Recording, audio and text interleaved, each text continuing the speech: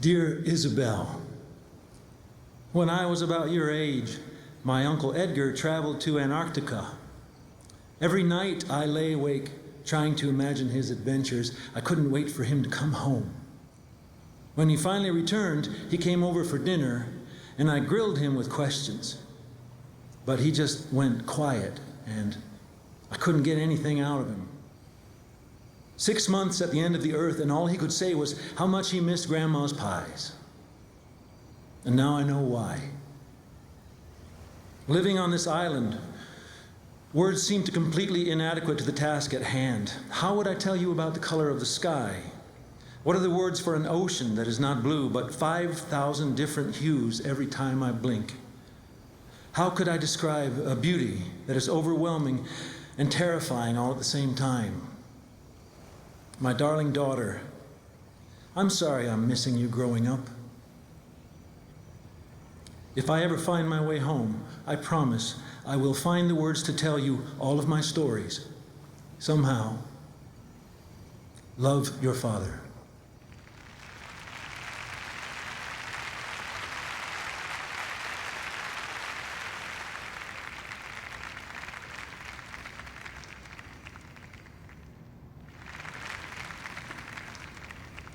Dear Mom, I'm afraid.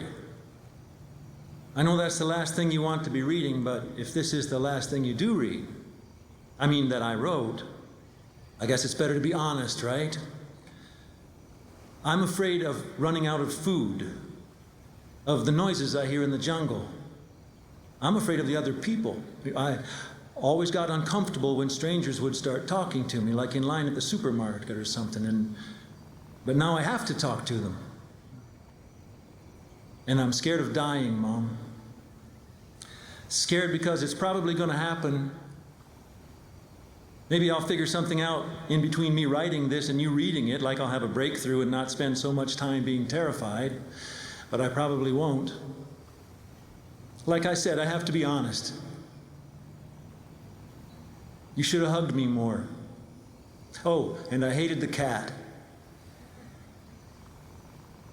Don't cry too much, okay? Your son, Neil.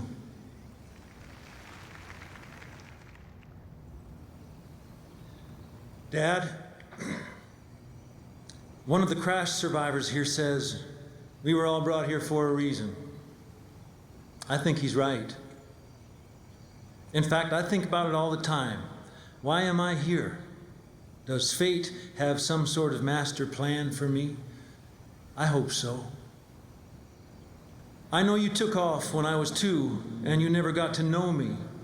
And I know this is going to sound really weird, but I keep thinking that one day I'm going to walk through the jungle and suddenly you're going to be there in person and we're going to meet. But if I'm wrong and you never do see me, I want you to know that I have red hair and brown eyes. I built my own shelter and it keeps the rain out better than anybody else's. I'm a good listener, and I'll admit it when I make a mistake. You'd like me. I'm a good kid. Love, your daughter, Robin.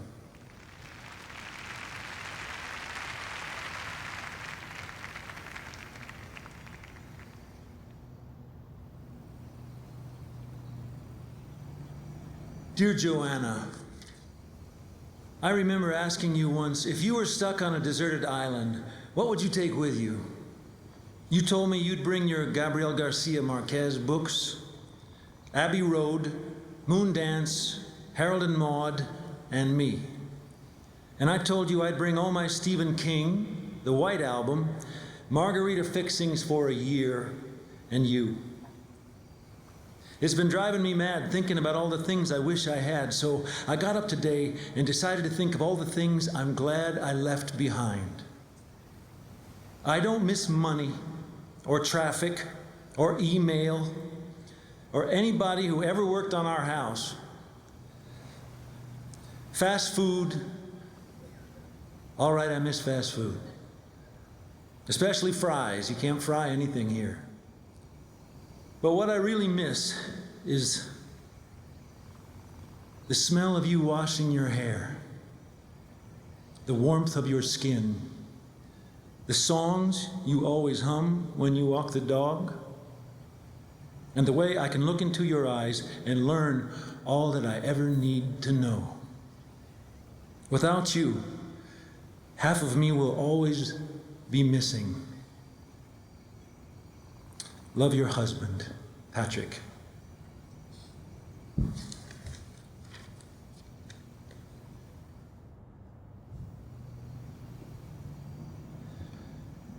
Dear Karen, how was it that I used to worry so much about everything?